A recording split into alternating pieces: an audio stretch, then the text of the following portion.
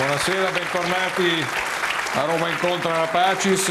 Riparte una nuova stagione di Roma Incontra, il format ideato e condotto da Enrico Cisnetto, figlio della decennale esperienza di Cortina Incontra, che in 3 anni di programmazione ha prodotto numeri importanti, 77 puntate, 338 ospiti, 230 libri presentati, 11.500 spettatori in sala, 5.850 ore di programmazione trasmesse da 17 emittenti televisive regionali e sul canale 518 di Sky. Tra le emittenti televisive ci siamo anche noi, Televideo Agrigento, che da mercoledì 11 marzo tornerà a trasmettere il format.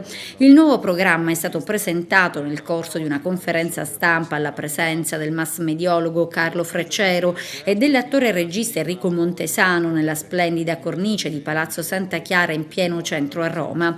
Il format rimane quello che abbiamo sperimentato nel corso di questi 3 anni, ha spiegato infatti Enrico Cisnetto, precisando che quando siamo partiti talk show tradizionali già erano in crisi e infatti il nostro slogan è stato sempre più talk e meno show.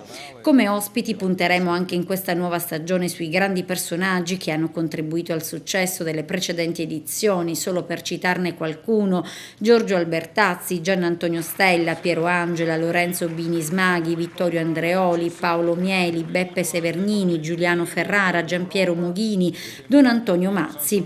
Il sistema di messa in onda rimane lo stesso, il mercoledì in seconda serata sul canale 518 di Sky e 17 emittenti regionali che coprono tutto il territorio nazionale. La cosa importantissima è che Roma Incontra non riceve finanziamenti pubblici, ha commentato Enrico Montesano, perché crollano le produzioni teatrali, pubblicitarie, televisive, fatte tutte con soldi pubblici che vengono spesi male. Qui invece si va avanti con i privati. Io ormai fuggo lo show dell'informazione, ha specificato l'attore, e cerco qualcosa di costruttivo dove si possa parlare senza rissa. E poi ha concluso: è necessario fare cultura e Cisnetto lo fa e questo è un luogo giusto in cui farla perché è pieno di storia.